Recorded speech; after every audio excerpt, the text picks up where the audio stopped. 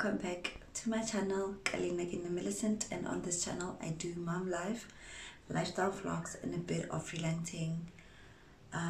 Today I wanted to talk about the transition that I took from being a single mom going into adult parenting system. I just want to share how the journey has been for me, and I'm hoping that in this video, or through this video rather, someone can learn something and you can definitely share tips and your experiences, anything to just help make the transition a little smoother for me, or just words of encouragement, or just to say, hey, I've been there and this is what I did that helped me. So just a little bit of background. Before my partner and I got together, we both had kids from previous relationships, and when we got to live together, we had to move in with the child that I came in with, so we became a blended family. So in total we have 3 kids. So I have a child I came with, he has a child he came with, and we have a child together. So we are a blended family. We have 3 beautiful girls that we love so much, and we are the center of our world. Like, nothing makes sense without them. Anyway, so transitioning from being a single parent, going into adult parenting, or having a parenting partner wasn't something that I had always thought it would be an easy transition. You know, it's something that would just come naturally, it would just flow. But I think I misinterpreted, or I underestimated the amount of consciousness, or the amount of intentional actions that I personally needed to make in order for the transition to work, in order for the new setup to make sense and to be a healthy and happy environment.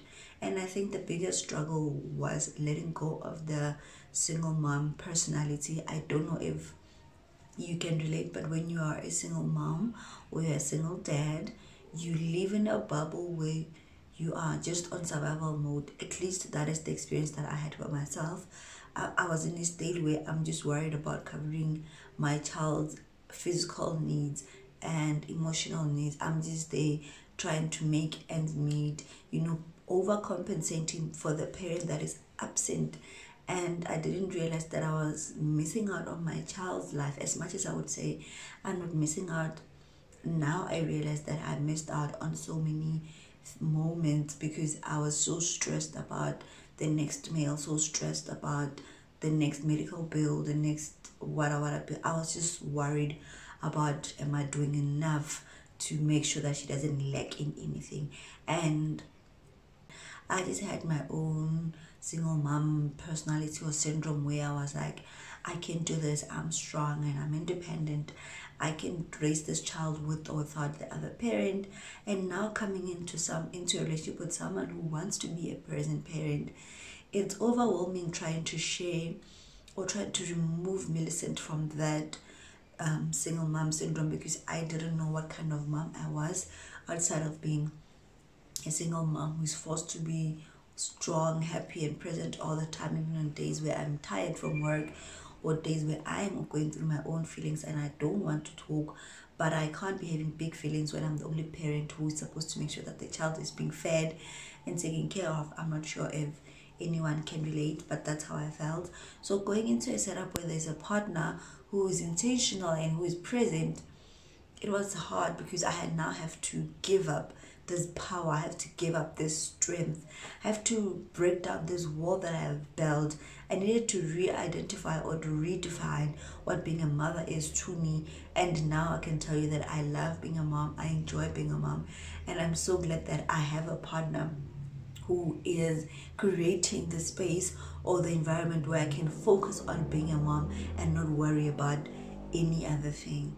As much as life is happening around me, I am in a space where he is creating an environment for me and the kids, for me to just focus on being their mother, focus on being his wife, and not worry about bills and all those other things. Of course I do think about them, but they don't spark anxiety, they don't give me sleepless nights anymore. So I had to give up my single mom syndrome so that I can be able to share the responsibility with him. And it was hard, I don't want to lie. And sometimes you look at them and you ask yourself, Is he scolding the child like this because the child is not his bio child, or that's just how he parents? That comes to learning a new parenting dynamic or technique. I am, or I was, the parent who I lose my shit. That's just me. I am very impatient. I tell you twice, the third time I'm smacking you, and I'm the parent who's gonna smack you, and when you cry I'm gonna say, why are you crying? And he's the parent who says, let's sit down and talk. Why are you doing what you're doing? Stop behaving like that. He's a gentle parent, and I have adapted to gentle parenting because his technique seems to have better long-term results than mine. So having to learn a new parenting technique, it is not easy, but sometimes I just have to ooze myself, or sometimes I just remove myself from the situation when I feel like I can't gentle parent at that moment. I just remove myself from the situation being the kids, and remove myself from the situation until I can come back where I am calm. So it's just learning how to parent again. It's like reparenting my parenting skills, or it's like finding a new groove. Let's just say that I had to find my new groove as a parent, because now I have someone who is alongside me, who's helping me raise these kids. And another thing that I really think I struggled with was when it came to finances. I was not sure if I have to vocally say to him, or is it something he volunteers to do because now he is a father, he is a present father.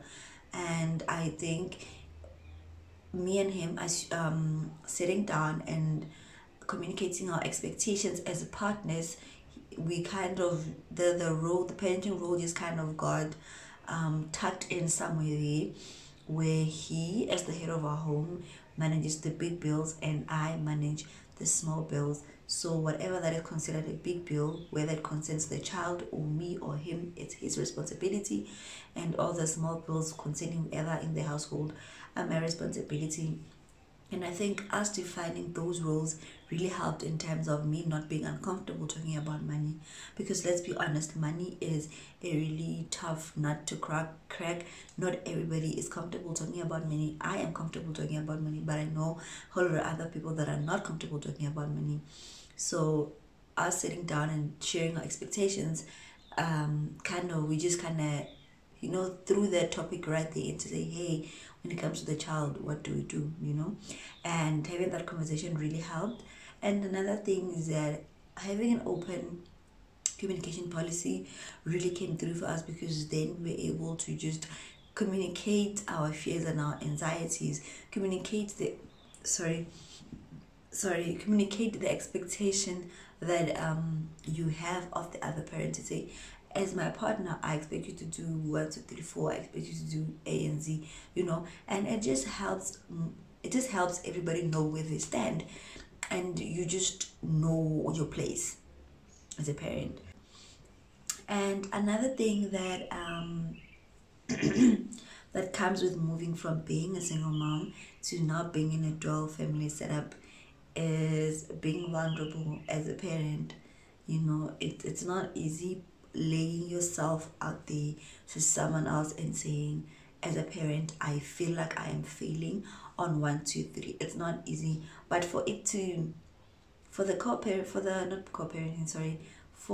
me and him to parent properly, I needed to be vulnerable about areas where I lack as a mom, and so that he can be able to cover me, and he has to be honest about the parts where he lacks as a father, so that I can be able to cover him. So it's just it's so nice having someone that can cover your shortfalls. You don't have to carry the burden alone. When the child is sick, you're not the only one running around with the doctors, missing work or staying up late. There's someone else who is covering the needs. When you are tired, there's someone else who can bath the kid.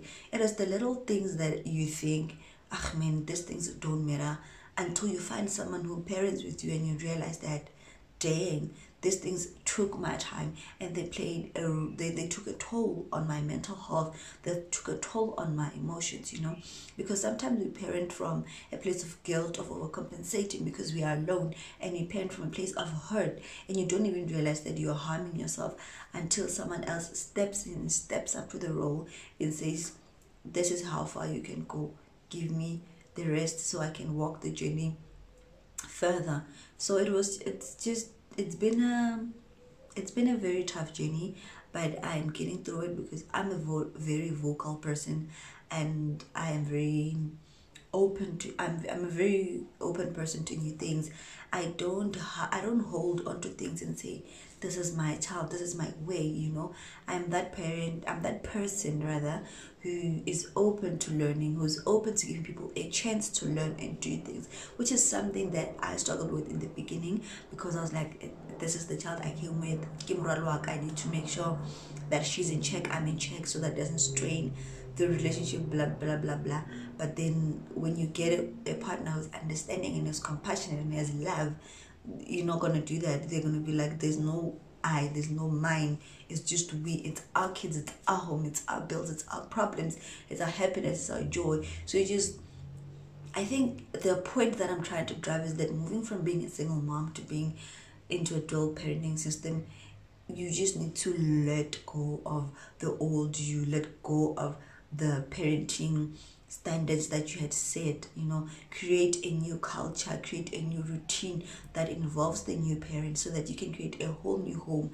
Because there's no point in me coming and saying, this is how I did things, it's my way or the highway. The family is gonna it's gonna fall off. Like, you're gonna get off the wagon very quickly. It's not gonna work out, because now you're doing a I thing in a we setup.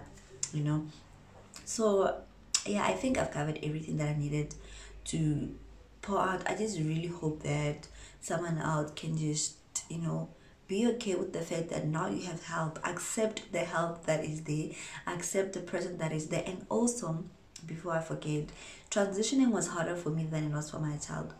Little was 2 years old when we moved in here, and for the longest time she did not regard or refer to him as anything. She would just go to him and say whatever she wanted to say, and they would just play and whatever, until when he had said to me, I'm going to your family on this date, and I had already told my parents, so it was a sad thing. I knew he was coming to my family to ask for my hand in marriage. That's when we sat down with her and we said to her, little girl, this is your dad, he is your protector. This is someone who is going to teach you how to do things. If you want to play with guns, he's going to teach you. If you want to play with dolls, he's going to teach you.